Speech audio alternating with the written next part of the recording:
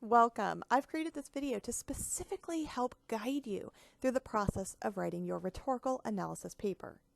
Now, rhetoric is the study of how writers and speakers use words to influence an audience, but analysis is the breaking down of a known whole into its parts and then explaining how the parts work together to create that whole.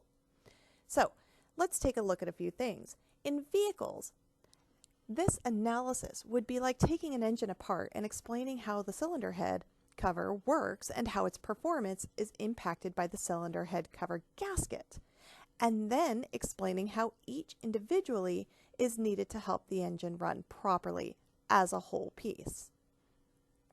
Now, in anatomy, this is essentially the equivalent to examining the role of the heart in the body, what it does for the body, and then examining the lungs and what they do for the body, and then examining how the heart impacts the lungs, which means you would need to explain not only what the lungs do, but how they're impacted by the heart. Therefore, explaining how the two organs work together in unison, allowing the body to function as a whole. So we're taking a known whole and breaking it down into its pieces and explaining how those pieces create and allow for the whole to function together.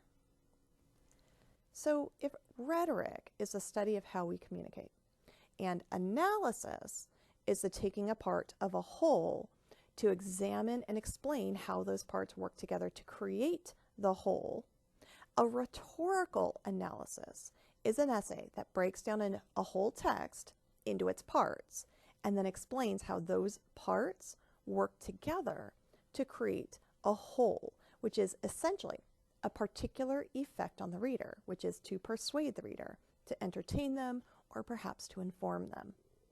Now, while we as a class are limiting ourselves to a nonfiction essay, rhetorical analysis can be performed in a variety of texts.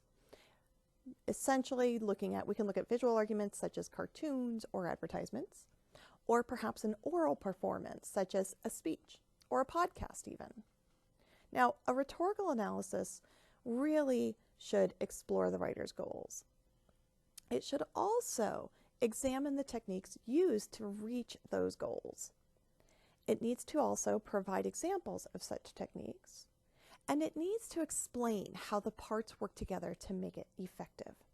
You're essentially making an argument, one that is essentially arguing for your readers to see and understand the text in your way, to see how the author uses techniques to persuade his or her readers. Now, when writing a rhetorical analysis, you are not saying whether or not you agree with the argument. Whether you agree with it or not doesn't matter in a rhetorical analysis. Instead, you're discussing how the writer makes that argument and whether or not you think their approach that they've used is successful. Your goal question I posed in your essay prompt. Despite any logical problems, why is your particular text so persuasive? Your thesis needs to answer this question because that is your goal of this essay. So, in performing rhetorical analyses, we need to examine how the author uses both artistic and inartistic proofs or evidence. Now, an artistic proof is created by the writer and communicator. This form of evidence includes rhetorical appeals and most of the techniques provided further. The emphasis on this is that it's created by the writer.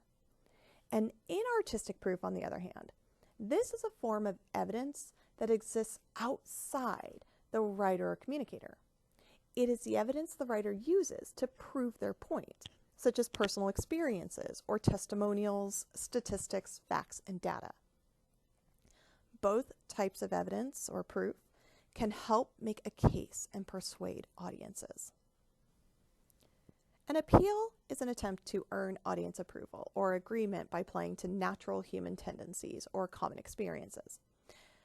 As we've studied already, there are three kinds of rhetorical appeals: the pathetic, pathos, the ethical, ethos or ethos, and the logical, logos. Now, the pathetic appeal invokes the audience's emotion to gain acceptance and approval for the ideas expressed. In a pathetic appeal, a writer taps into a reader's sympathy and compassion, anger and disappointment, desire for love, or sadness in order to convince the audience of their argument. Effective communicators can create these feelings in an audience, even if the feelings weren't there before. An example of this are, say, TV commercials that ask viewers to sponsor a third world child. These appeal to the writer's compassion and instinct to protect the innocent. Ethos, on the other hand, this ethical appeal uses the writer's own credibility and character to make a case and gain approval. Communicators set themselves up as an expert or even as a good person to give their argument presence and importance. Writers using ethos may offer a definition for an obscure term or perhaps detailed statistics to establish their authority and knowledge on the subject matter. Now, a speaker from the American Heart Association visiting a kinesiology class to talk about healthy lifestyle choices is a practical example of ethos. They are an expert. Logos. Now, this logical appeal uses reason to make a case. Academic discourse is mostly logos driven. We are very focused on the logical argumentation because academic audiences respect scholarship and evidence. Rhetoricians or writers using logos rely on evidence and proof, whether the proof is hard data or careful reasoning. One example is in his argument, Divine Watchmaker, William Paley employs logical comparison to prove that something as complex as life and our world could not have occurred by chance. This is difficult to prove with facts. Instead, it is based in the logical, careful reasoning set forth. On the other hand, toothpaste commercials like to appeal to logos by citing statistics and using scientific language to describe the process of preventing cavities. Note here that a single document, speech, or advertisement can actually make use of all three appeals. I am not arguing that they exist individually. They can, but they mostly apply all of them. Writers will often combine techniques in order to create a very persuasive argument. So, with that review done, let's talk about how to write a rhetorical analysis. In writing an effective rhetorical analysis, you should think about who the writer is writing for. You need to discuss the goal or purpose of the piece, then discuss the appeals, evidence, and techniques used and why. You need to find examples of those appeals, evidence, and techniques. And finally, explore your explanation of why they did or didn't work. A good place to start writing your analysis is to answer each of those considerations in a few sentences. Don't worry about how it sounds, just simply answer the questions. Who is the author's intended audience? What is the author's goal or purpose for writing? What rhetorical techniques does a writer use and why? What examples of such appeals and techniques can be found in the article? Is each appeal and technique effective in persuading? Now, I just want to remind you, we are answering these questions in your reading responses during this unit. So let's make sure that you keep up with those, as they are pre-writing activities necessary for getting you going on this essay assignment. If, however, you should feel the need to generate your ideas separately, let's kind of take a look at an example of the preliminary notes for rhetorical analysis of Janet Boyd's article, Murder, Rhetorically Speaking. Well, to answer the first question, we have who is the author's or Boyd's intended audience? Because Boyd sets herself up as an educator by referring to her college classroom writing topics and providing them, it appears that her audience is college students or college-level writers. So I would write that in my notes. Her audience is college-level writers, perhaps college students. Now, the second question, what is the author's goal or purpose of the writing? Boyd's article is written to inform. So I would write in my notes, it's written to inform, explain to students how every time we write, our word choices, structure, tone, and organization of ideas are impacted by the situation, audience, and purpose for writing. The third question, what rhetorical techniques does the writer use and why? Now, this is going to be perhaps the most extensive portion of your note-taking. My own notes on Boyd would state something to the effect of that she uses an educative yet friendly tone, which makes the author sound like a scholar and educated in order to give credibility, yet makes the subject matter accessible in order to help the reader understand the impact rhetorical situations have on choices writers make. I'd also want to note, though, that she uses a combination of formal and informal language to help the reader understand the subject matter, and personal examples of students to help the reader connect with the subject matter. Yet, those same student examples set the author up as an educator to reinforce her credibility. I'm also kind of wanting to note that she's asking the readers to engage in several writing prompts in order to create firsthand experience, so that readers experience the essay much like a class activity and lecture, and she can then explain the moves they made as writers, therefore driving her point home, right? I also want to kind of take a look at those appeals and note some of the appeals, and noting that she does all of this to appeal to both logic and readers' emotions. As the reader experiences the increasingly detailed writing experience firsthand, you are now, or they are now, better able to comprehend her points, while also experiencing the emotional tasks of writing in varying situations. And she ultimately concludes her essay, and I want to note this, with reminding readers of her credibility and her reliability, in order so that her final words are her final appeal, going back to her ethos, right?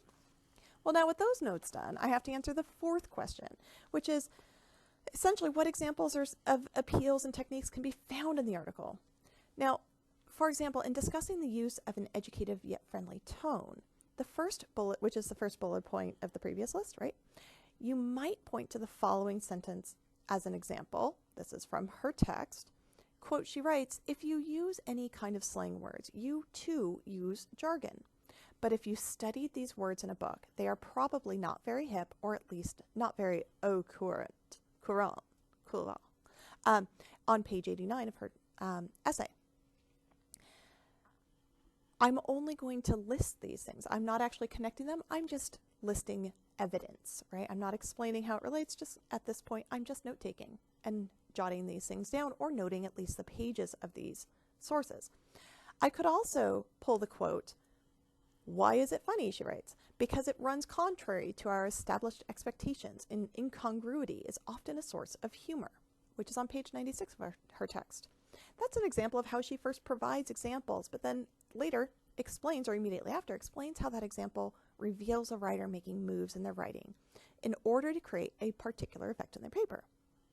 That quote goes back to my bullet point mentioned before of a technique that she uses, why she uses personal examples, and how it creates that lecture-like atmosphere, the classroom live atmosphere for the reader. Now, these two quotes are only two examples to show you, but you really should have multiple examples and or quotes for each technique that you identified in the previous notes on question number 3. So having more than one example for each technique really is important, because they help you to better substantiate your claims and strengthen your analytical arguments. And then you get to choose the best of the best when you actually go to draft your paper, and then you have the best examples to provide.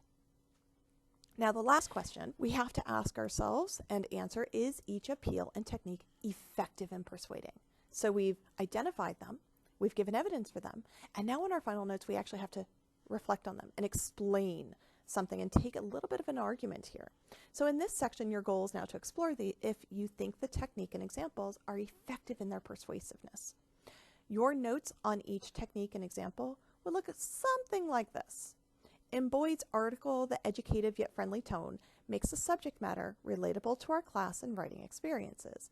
And as we experience the writing exercises, we get to experience her point, that writing situations have direct impact on the words that we write, what we write about, and how much we write about it. This drives her point home, making us more aware of our choices as writers, and therefore making us readers more aware of her choices as a writer as well. So therefore, she's clarifying and sending it home all the information about the choices writers make. All right, so now you've finished with the brainstorming and the note-taking and actually doing the heart of your analysis. Now you're actually ready to begin organizing those notes and developing them into an academic essay form. So let's discuss how to begin drafting your paper. Well, we begin by crafting a thesis statement. Now, I want you to remember to choose the writing techniques that the author uses that you think make the strongest case for your analysis. If you offer too many techniques and your essay and argument, it may actually become weakened by either redundancy, meaning repetitive, or excess details or muscles, right?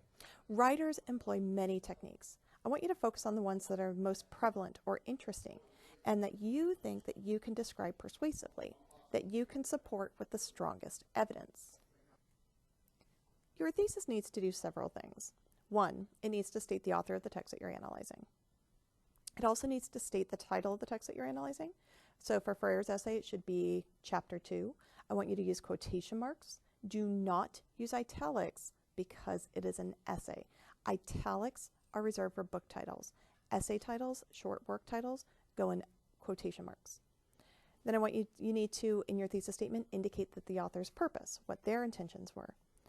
You need to state the rhetorical techniques that you're analyzing. And last, you need to, in your thesis statement, make an argument about the effectiveness of the techniques.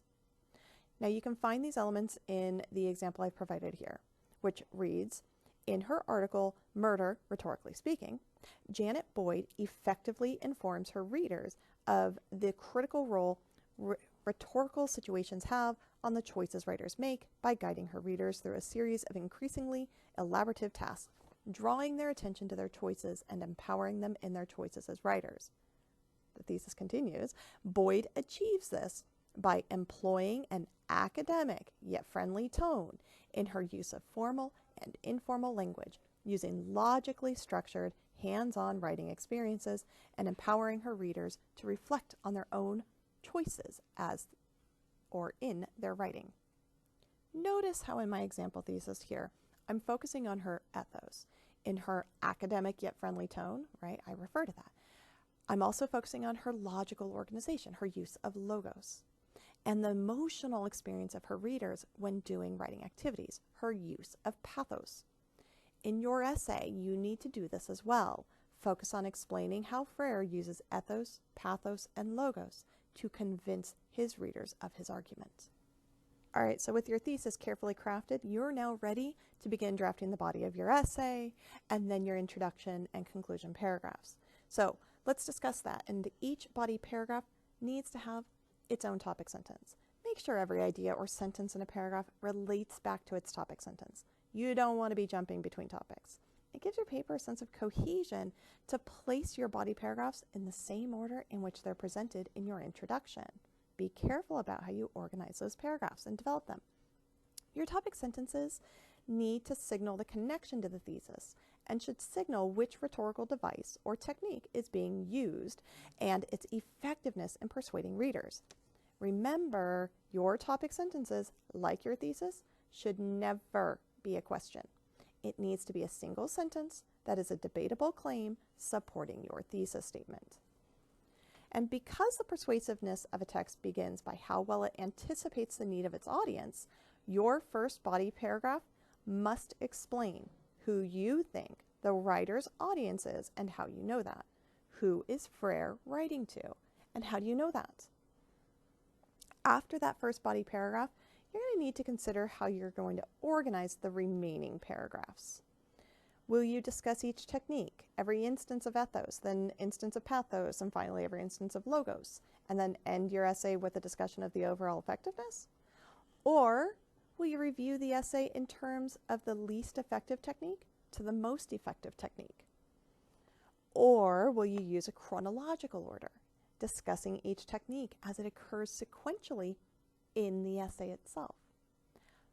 I strongly recommend you discuss each technique and then end with a discussion of the overall effectiveness of the essay. But I do leave it to you. You are in charge of this essay. So for the Boyd thesis, for example, the first paragraph could focus on the academic yet friendly tone. I'm sorry, the first paragraph after the audience analysis. It would focus on the academic yet friendly tone, and the second paragraph perhaps on the diction, and the third perhaps on the common ground that she creates with her students, or her readers, I'm sorry. So for each paragraph, you must prove your claims with several examples and explain how those examples illustrate the technique being discussed. This means you will need to use the templates from our textbook for how to integrate quotes and summaries. This is from Chapter 2 and Chapter 3 of our textbook. You will then need to explain how the quote and evidence proves your point. And at the end of each body paragraph, make sure you connect your topic sentence back to your thesis statement. This creates cohesion, and it solidifies your argument and provides a transition to your next topic. Once you've drafted the body of your essay and therefore discovered what you're saying in your essay, return to the beginning and craft your introduction. It's hard to introduce something if you don't know what you're going to say about it. So do it after you've drafted the heart of your essay. An introduction should lead cleanly into your argument by introducing your reader to both the subject matter of the text you're analyzing, but also the subject matter of your paper, analyzing how the author makes his argument so persuasive. Your argument begins with the first words of your paper. They are what captures your reader and gets them to want to read. Craft it carefully. Your introduction should provide background and any background information that will help the reader see your argument's relevance to them. This is about your reader now, right? Your introduction is about your reader and drawing them in. So make your topic relatable to your reader. A little audience analysis might be necessary for you to do this best. Do that outside of your essay. Do it on a scratch piece of paper. Figure out what your audience already knows about your subject, or how does the reader feel about it, and how do they need to know, or what do they need to know about it. All right? Figure that out first, so that way you can better craft and anticipate their needs and interests on your subject matter. Now, your essay, you're no longer striving to introduce your readers to your topic. Instead, your job is to remind them of your argument and its relevancy to them. Therefore, your conclusion should first briefly restate your main argument. It should then apply your argument on a higher level. What does your argument matter? Why does your argument matter? What does it mean in the real world? How does it relate to your readers, and how can they apply your analysis in their lives? For example, the conclusion of the rhetorical analysis of the Boyd article may point out how useful her writing activities would be in more writing classrooms, even beyond the college level ones. Essentially, the conclusion needs to remind your readers why they should care about your analysis. But you really need to work on and strive to show your readers why they should care, instead of telling them that they should or telling them why they should care. Show them. Emphasize the show. Now, I'm sure some of you are wondering about how to write and structure your introduction and conclusion paragraphs, but I really would like to save that for another video, since this one is a general overview about how to write your rhetorical analysis and addressing introductions and conclusion paragraphs and how to organize them and some of the techniques that are used to draw readers in and let them go. Those really do need to be in a video for themselves, as they are a singular element of essay writing in general. So for now, you've been given the information necessary to move forward on developing your rhetorical analysis. Your purpose is to explain how a writer uses rhetorical strategies to persuade readers and why you think those strategies are effective or not. To do this, you need to take detailed notes on your article. Complete all of our RRs in this unit, even when they're hard and you're tired. Do them. I've designed them to help you through this process. Those RRs get you to answer the questions. Who is the author's intended audience? What is the author's goal or purpose for writing? What rhetorical techniques does the writer use and why? What examples of such appeals and techniques can be found in the article? Is each appeal and technique effective in persuading? Then, draft the body of your essay, making sure your first body paragraph explains who the writer's intended audience is, and then focusing each body paragraph on a singular rhetorical strategy. Finally, go back and draft that introduction and conclusion paragraph. Now, with all that being said, you now know how to write a rhetorical analysis. Therefore, I leave you to it.